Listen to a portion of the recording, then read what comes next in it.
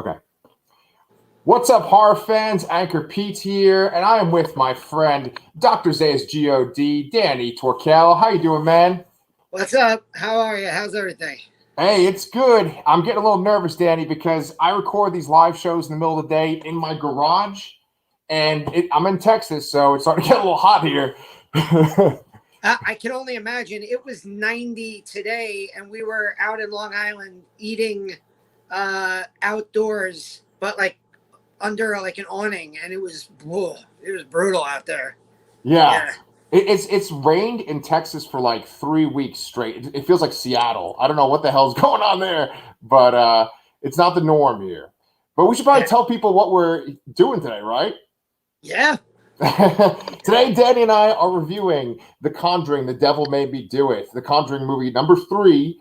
And there's Ryan. He's joining us. What up, guy? Hey, what's up? What's up, Ryan? As always, you guys can join us in the comments. You can tell us what you think about this movie. From this point on, it's going to be spoiler central for all 3 Conjuring movies, especially the most recent one. All right. So Danny, I told you I was going to hit you up with a question right off the bat. My question is, do you believe in any of this demon or afterlife kind of shit? Do I? So I'm not a skeptic at all. I'm also completely not religious. So I don't believe in. I'm not an afterlife person. Like I just don't have, like I joke around with my mom all the time that I wish I had more faith because it'd be a lot more comforting, but I'm not very religious, so I don't come at the afterlife and a lot of this demonic stuff from like a religious point of view, which is a big crux of these movies. Yes. But I'm not skeptical at all I'm a horror movie fan. I have to believe that there are demons and ghosts and the supernatural. Yeah, I'm totally open to the idea that stuff is real and that, mediums can see things. I mean, like, I'm not saying that like I'm going to go to a psychic and believe what they say, but I'm not going to deny that you go to a psychic and you might believe what they say. So, yeah. I like that answer. That's very good. So, have you ever had a supernatural experience? I've had some freaky coincidences. Okay. Like a lot of it is like those weird coincidences with, like, I'll give you a perfect example because this one just happened. So my grandmother just passed away about two weeks ago. She was 89. She had a very good long life.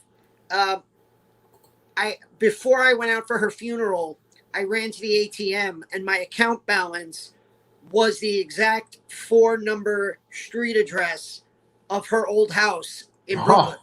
And I was like, oh, I know that number. And I actually texted my mom. And I was like, this was Nan's address, right? And she was like, yeah. I was like, wow, that's freaky. So like, there's like those little things that come up here and there. And you're like, that's weird.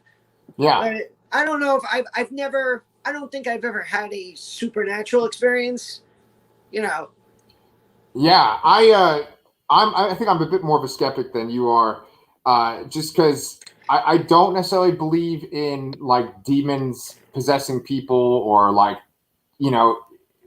ghosts like doing specific things. I think that maybe it's possible that we leave behind little echoes of like what we are, especially if there's some sort of traumatic death or something like that. Like maybe it's like an echo of something, and the most is like you see something out of the corner of your eye or there's some kind of strange occurrence. But like as far as the stuff in these movies where they say like it's based on a true story, I'm always like, all right, how true is this? Was the guy really levitating in the air and the prison wing, the hospital wing was blowing up? Like, was that really happening? I don't think so. I mean, I guess another way, like, I'm trying to think of the guy's name, David Blaine. Like, magicians like David Blaine or like street performers like him, they creep me out. Like, because like the fact that like he like walks up to a stranger on the street and like throws a deck of cards at the window, and on the opposite side of the glass is like a card with your name on it. Yeah. Like, there's, you can explain to me how he does that, and I would never believe it, and like stuff like that gets under my skin, and I love it. Yeah. Like I was always a sucker for like those David Copperfield magic shows that were on TV. Right. Right. So I mean, again, like, do I believe in like possession and demons? I don't know, but I I'm a horror fan. I can't close myself off completely to that idea. Okay. You know? All right. Well, the reason why I brought all this up is because I'm always referencing Twitter whenever I'm doing these videos. I sound like such a dingbat. But on Twitter, there's this tweet where someone said like it's kind of sad that the most loving, stable relationship in modern movies right now is based on this like criminally fraud couple. And he was basically saying that like Ed and Lorraine are this wonderful couple in the movies, but the guy believed that they were just complete hucksters. The real I mean, Warrens. Yeah, and so, I think it's pretty well known that they were. That's a good word, hucksters. Like, what's his name? Ed apparently would like, he would draw houses, and then like he would draw a house that he was looking at, and then he would go up to the door and knock and be like, "Here's this painting I've done of your house. My wife and I are supernatural experts. Can we come in?" And like there was a lot of stuff like that. I mean, yeah, it's whenever you see the phrase "based on a true story," like I actually just had this conversation with Charlotte because she watched Conjuring and Conjuring 2. Yeah. And she got scared. She called The Conjuring 2 the scariest movie she's ever seen. And I had to explain to her that when a movie says it's based on a true story, it's not really based on a true story. Right, right. Like, and the example I gave her was Texas Chainsaw Massacre, where they basically took the actual serial killer, Ed Gein, and they concocted this whole chainsaw family for him, and then made a movie about it, and we're like, these are the movie you're about to watch is based on true events. No, it's not. Right. Yeah, I mean, it's a definite stretch of the truth. And what I actually love about these movies, all three of them now, they always have that end sequence where they show pictures of the real people. Yes. And they even play like recordings of the sort of like exorcism sessions. And I always love when they show Patrick Wilson and they show Ed Warren because they look so different, right? It always reminds me of the movie Argo. And then you have the agent that Ben Affleck played. Ben Affleck's like this like Hollywood heartthrob. And then the guy that played, he's playing like this like kind of schlubby guy, right? It's funny because I was looking in the newspaper this morning and they had a big article about how the mafia is no longer what the mafia used to be. And they had a picture of the guy who Johnny Depp played in Donnie Brasco. Pistone, Joe Pistone, I think his name was. Sure, yeah. And he looks like, he's not a bad looking guy, but he just looks like a normal kind of regular guy. And Johnny Depp played him in the movie. So yeah, we should all be that lucky. Right. Yeah, well, maybe we should talk about the actual Conjuring movie now, right? So let's see. So with the third one, let's get this right out of the way with the third one, okay? As far as the first two, is this in the same league as the first two for you? Not even close. It's a distant third for me. I did not like this movie. Gotcha. It was fine. I thought this was a solid 3-star movie. I saw it in the movie theater the other day. And there were people in my movie theater. There were a few girls sitting behind me who were like running in and out of the theater. Like, I don't know if they were running out because they just couldn't take it or they were running out because they were just being annoying. But people in the theater were reacting well to it. Yeah. So I did not hate this movie at all. After rewatching 1 and 2, I hold those two in a very high regard. Yes. And like I said, Charlotte has seen The Exorcist, and she said Conjuring 2 was the scariest movie she ever saw.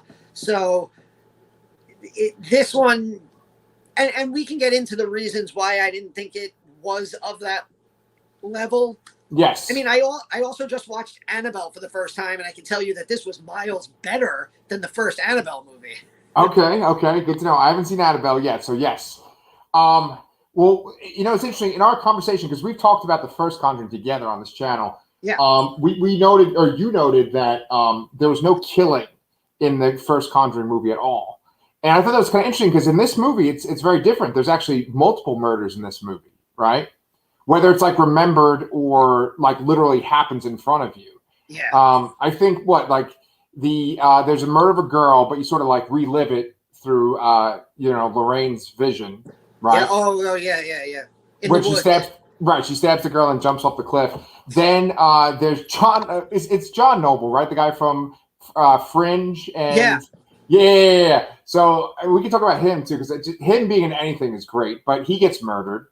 And then at the very end, his daughter gets like taken out by that demon too, right? Well, and don't forget also there's the murder that is the basis for the whole movie. Oh yeah, I should probably reference that too, right? Arnie killing Bruno.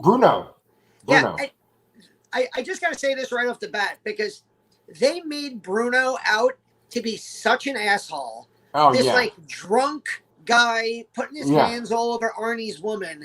And I'm like, this guy like really died in real life. He was really murdered. Like he's probably has somewhere in the world. You were talking about like how these movies make Ed and Lorraine Warren look fantastic. They made this poor guy Bruno look terrible. They sure did. And then he's murdered. And like, I don't necessarily feel bad for the character because he was just like loud, drunk, and obnoxious. Yep. Yeah. It was so over the top when he was like dancing with Arnie's girlfriend. It was like, come on, really? Yeah, I agree.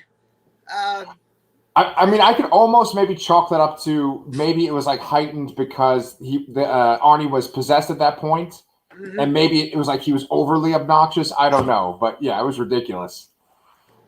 Yeah. So so there's all these deaths, which makes the movie different from the other Conjuring movies. But then the director is different. It's not James Wan. Yeah, and I think you can tell again. James, we talked about this in our Conjuring review, and I mentioned this when Charlotte and I talked about Conjuring 2. You really, I think it's under the radar how great a horror director James Wan is. I actually, speaking of Twitter, I had this conversation on Twitter today, and it was a genuine, like, great conversation where we were talking about the two great horror directors of the last probably 20 years. Are Flanagan and James Wan. Oh, okay. And the difference between them is James Wan, Flanagan, and I think you agree, just makes the better movies, the better films. And that's why we love Flanagan. That's why we named our channel this. But Wan has a thing for combining great scares and making money. And he does. He did Saw. There's been 8 sequels. He did Insidious 1 and 2. There's 4 movies in the series. He did Conjuring 1 and 2. There's a universe now. So the guy touches something and it creates a money-making train. And the movies that he does are usually the best ones of those series. Yes. So, I mean, he's an incredibly talented filmmaker. And I have nothing against Michael Chaves, the director of this movie. I know he did do The Curse of La Llorona. I haven't seen it yet. I haven't heard great things. But this movie does feel less than the first 2. Yeah. Oh, I think you cut out there right at the very end. This movie feels less what? Oh, no, that was the end of my sentence. This movie feels less. Okay, yeah.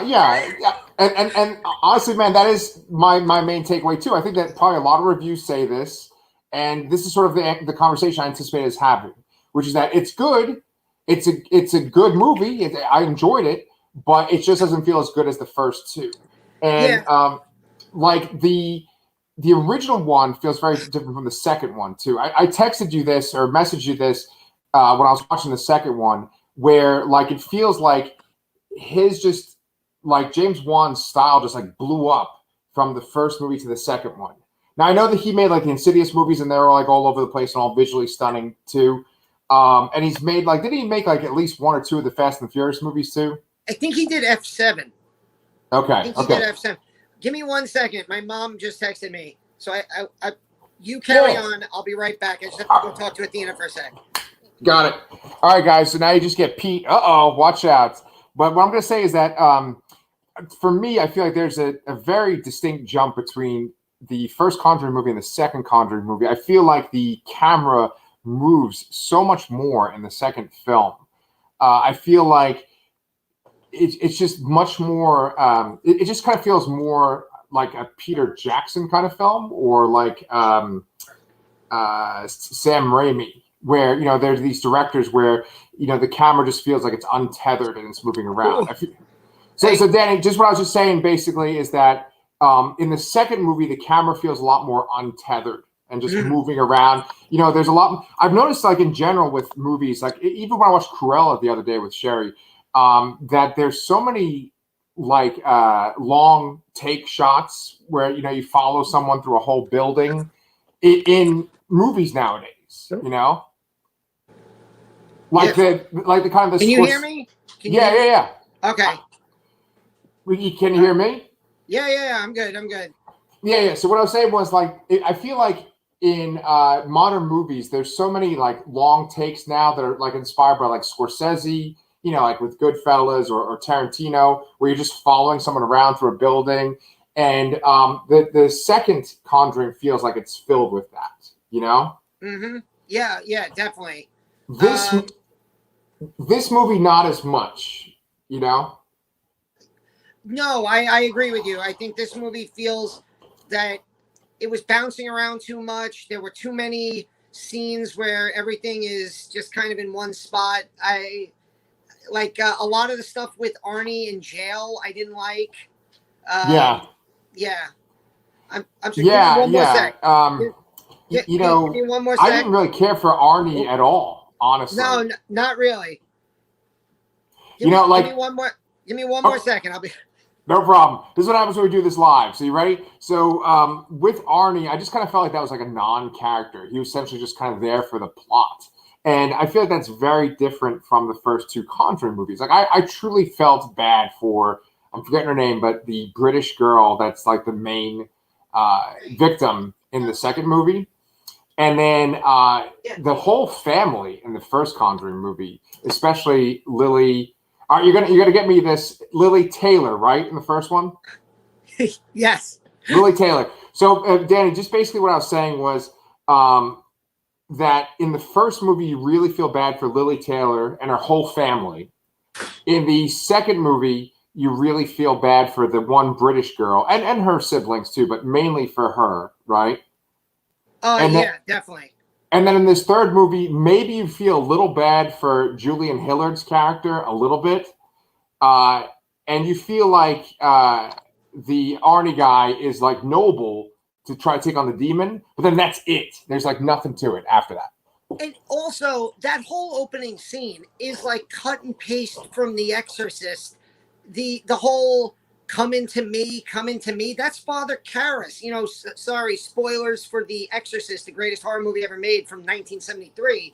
But that's exactly what happens at the end of The Exorcist. So, Julian Hilliard for like, what is he, 10 years old?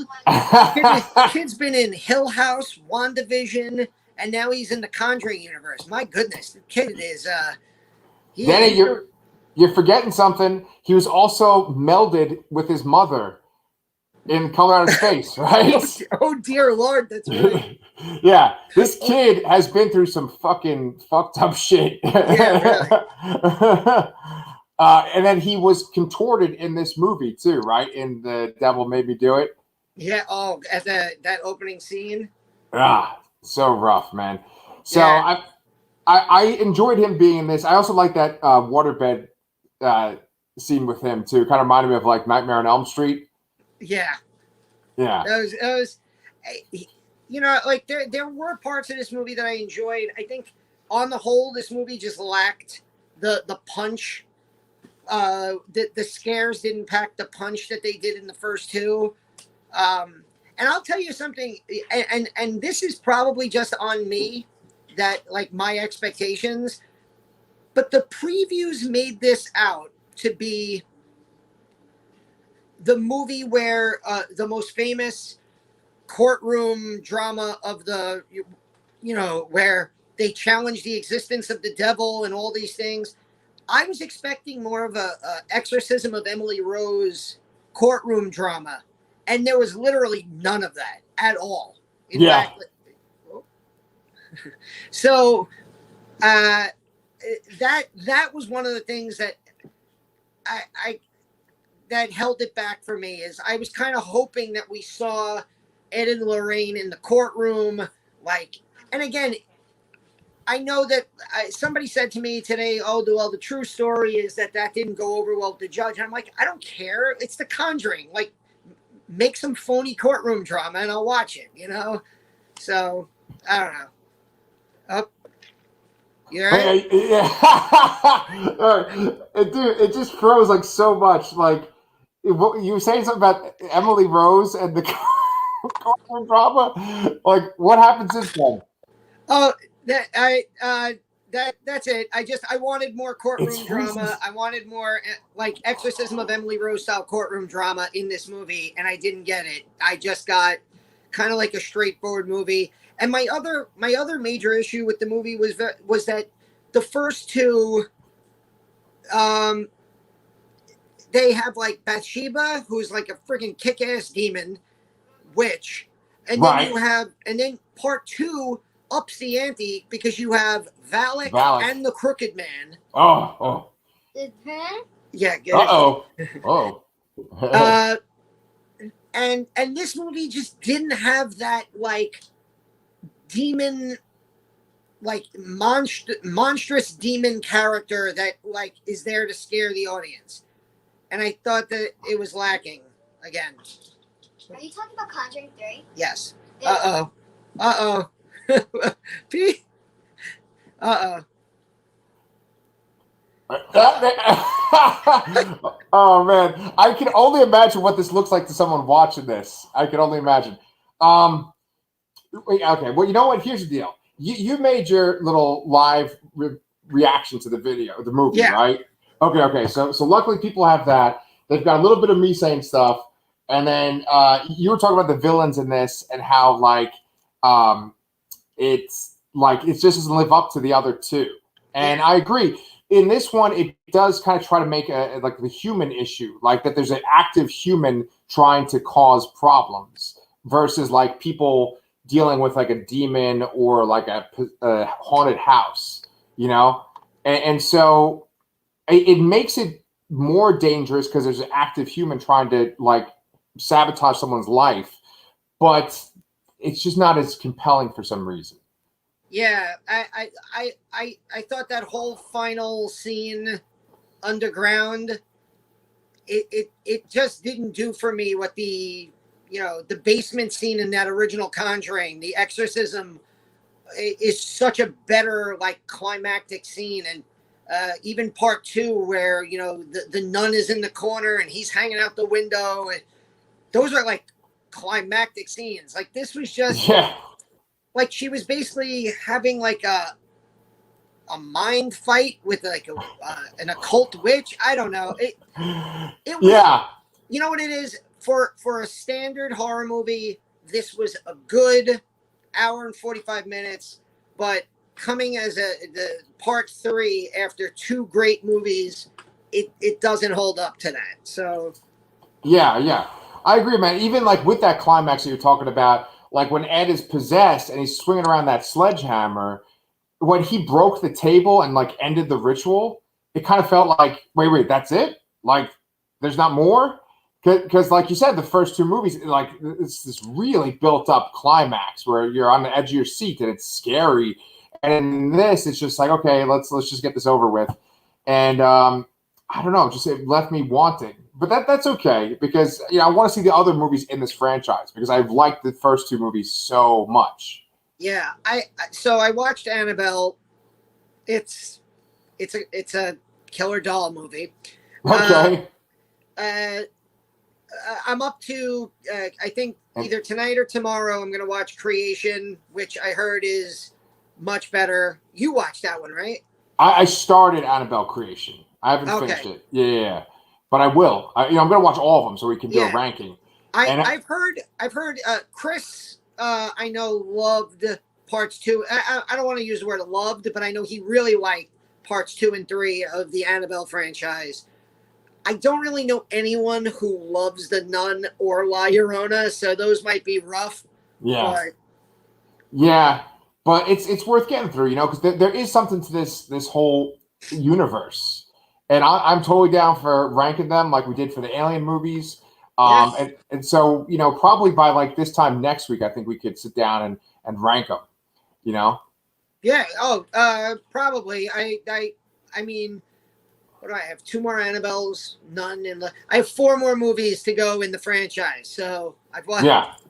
I should be good by next week.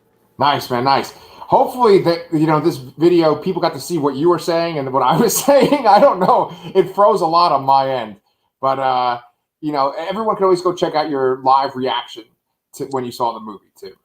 Yeah. I'm going to try to do like 5-minute reactions outside of the movie theater whenever I see like a horror movie.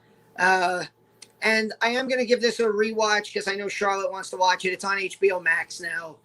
Yeah. So if you don't want to go to the movie theater, you can just chill on the couch. Yeah. And, Danny, if you want to do like a video with her reviewing this movie too, I say go ahead because like this one, this live review, I don't know what came out with all the skipping. I mean, I heard almost everything you said. I only saw you. I only saw you frozen when I was talking. So, but no joke, what happened? Like every time you'd be like, "All right, so this is what I think about Ed," and then it would just freeze, and I would just be like sitting there like, "Oh, okay," and because I didn't want to be like every time like, "Oh, you froze." Did you? So you're like, and this is what I think of the end, and it would just be like, so it was rough, man. But we'll see how it came out. I'm gonna have to watch this shit again. I'm sure there's enough in there for those of for people who want to know what we thought about Conjuring 3. I'm sure people got a good idea. I mean, yeah. I don't think our opinion is very far off from what I saw a lot of people on Twitter that were complaining about the movie, but then I saw a lot of people who were complaining about why people would complain about it because it's a Conjuring movie. Right. Yeah. Go ahead. I said it in my Conjuring 2 review. Like this movie, the case involved, it didn't really do a lot for me. Give me a Crooked Man movie and I'm there. Opening night, let's go. Oh, yeah. He was rough, man. You know what I don't understand about the Crooked Man? Like, is that the old man as a ghost? Like what? So I think what the Crooked Man was, and I will admit that there is something about Conjuring 2 that confuses me a little bit because Valak is possessing the old man, and Valak is supposed to be the demon that scared Lorraine years back. Right. I think that Valak was able to like take the form of the Crooked Man in those parts where you see the Crooked Man like tangibly. That's like Valak taking the form of the Crooked Man. Okay. That's what I understood from it. Okay. But either way, yeah. I want a Crooked Man movie. Maybe you'll get one. Yeah. Cool. Well, dude, thanks so much for talking to me about this, and hopefully something good came out of this video. I'm gonna have to watch and see what happened. Yeah. But I'm looking forward to your little quick Annabelle reactions, and then I'm looking forward to our ranking too. Yeah. No, me too. I feel like this is gonna be a lot like the Saw franchise, where those first 2 movies tend to stay up near the top of the list, and everything else is fighting for third place. Yeah.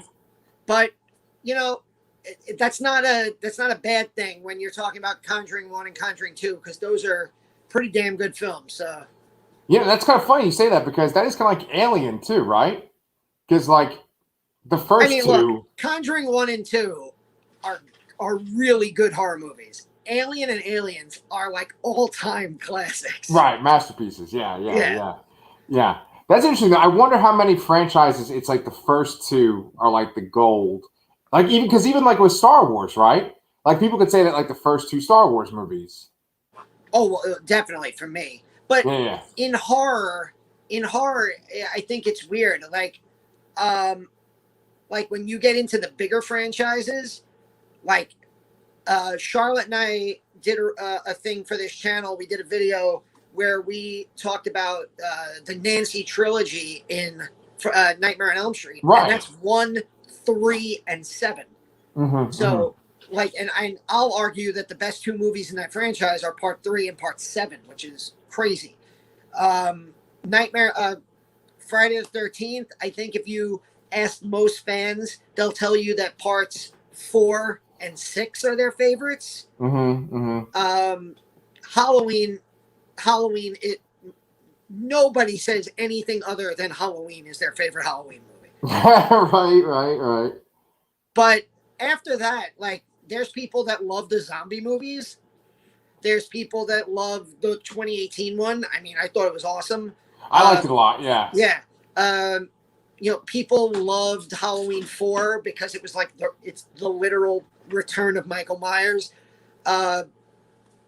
So there's a ton of different rankings for those, but I think it's just like people have nostalgia for the original movies. Yeah, and how they felt when they first saw them. Yeah, I think you're right. Yeah, cool. All right, well, I think that's good for today, and we will wrap this up. But guys, stay tuned to the Lastercast for all of June, because Danny made me entitle this "The Conjuring Juniverse." That's right. Also, that's this month. I'd be remiss if I didn't say this. In about an hour, it's going to be, at least on the East Coast, it's going to be 6:00 on June 6th. So you should go and watch The Omen tonight, which is one of my favorite horror movies ever made. There you go. Richard Donner, 1976. I will argue until the day I am gone that it is a scarier and better movie than The Exorcist. But okay. I know that I'm in the minority there, but I love The Omen. Yeah, you're gonna be embarrassed, man, for me, but I've not seen The Omen. Pete. I've seen The Exorcist a shit amount of times. I've seen the Omen remake. I'm sorry. Do you know that movie was literally only made because because it came out on June 6, 2006? Yeah, I can imagine that. That is the only reason that movie came out. Like, nobody cared. They were like, 606. Let's do it. Ah, Jesus Christ. Yeah. The original is, whew. I'll check that one out, and I'll make one of those. What? Pete hasn't seen this kind of movie exactly. Video? There you go. All right, man. Well, until next time, we'll see you later. I'll see you next week.